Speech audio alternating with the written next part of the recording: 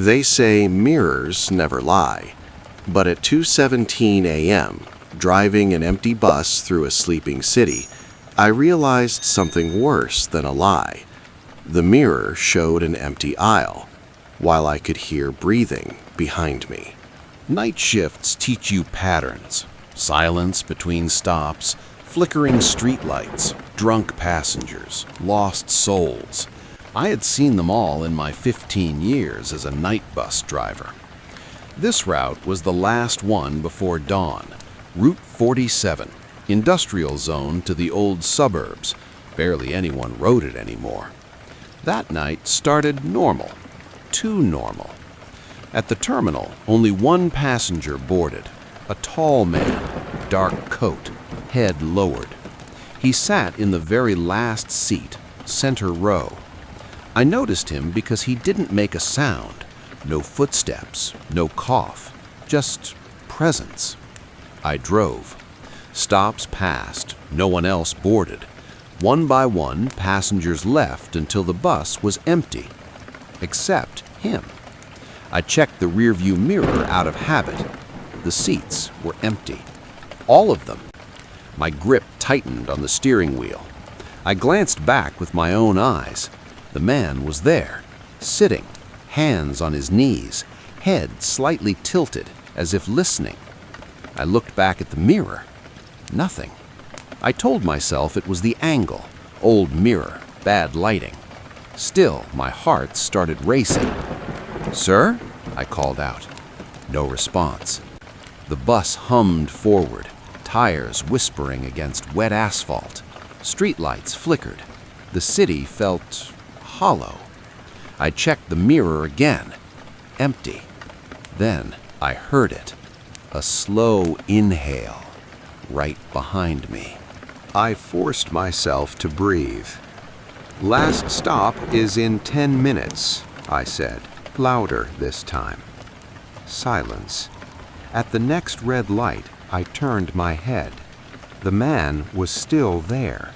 Same posture, same coat, but his face was hidden in shadow, like the light refused to touch it. I swallowed. I reached for the intercom button. "Sir, you need to show your ticket." The speaker crackled. Nothing else. The light turned green. I drove on. The air inside the bus grew cold. Not night cold, dead cold.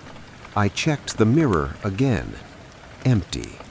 My hands began to shake. I slowed the bus and pulled over near an abandoned factory. I stood up, heart pounding, and took a step into the aisle. "Sir," I said, forcing authority into my voice, "you're scaring me." The man raised his head, slowly. I couldn't see his eyes, just darkness where his face should be. He spoke. "Why don't you look at me through the mirror?" My blood froze. I can see you fine," I lied. "No," he replied calmly. "You can't." The bus lights flickered. I turned toward the mirror. For the first time, something appeared. Not him. Me, sitting in the last seat, pale, lifeless, eyes wide open. I stumbled backward, hitting the driver's seat. "That's not possible," I whispered. The man stood up. His footsteps echoed, too loud, too heavy. "You died on this route 3 years ago. Fell asleep at the wheel." My chest burned. "That's a lie," I shouted. He stopped beside me. "Then why does the bus remember, but you don't?" Memories surfaced like broken glass. Rain, headlights, a scream. I clutched my head. "No," I said. "I'm alive. I feel it." The man leaned closer. "Do you?" I felt no heartbeat, no breath, just panic. "You're the last passenger," he continued. "Every night you drive. Every night, you forget. I shook my head violently. Why are you here? To make you look. He gestured to the mirror. This time, I couldn't resist. The reflection changed. The bus was wrecked, twisted metal, blood on the windshield. My body lay crushed beneath the steering wheel. Police lights flashed, silently. I screamed. The man's voice softened. You never let the passengers off that night. I remembered faces, fear, impact. How many? I asked, trembling. All of us, he said. The bus lights went out. Darkness swallowed us. I felt hands, cold, dozens of them. Whispers filled the air. Stop driving. Let us off. Remember. The engine stalled. For the first time, the bus stopped. Emergency lights flickered on. The doors opened with a hiss. Outside was nothing. No street, no city, just fog.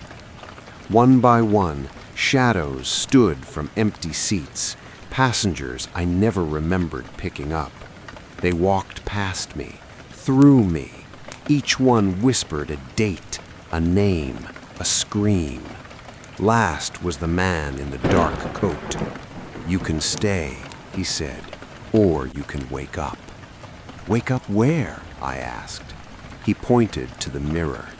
This time I saw a hospital room, machines beeping, my body on a bed. Coma, 3 years. Tears streamed down my face. I want to stop, I said. The man nodded, then let go of the wheel. I did. The bus dissolved into darkness. I woke up screaming. White lights, doctors shouting. I survived. Weeks later, I passed Route 47. The bus stop was empty, except for one man. Dark coat, head lowered. He looked up, smiled, and vanished. That night, I checked every mirror in my house. They all showed me, for now. And that's the end of the story.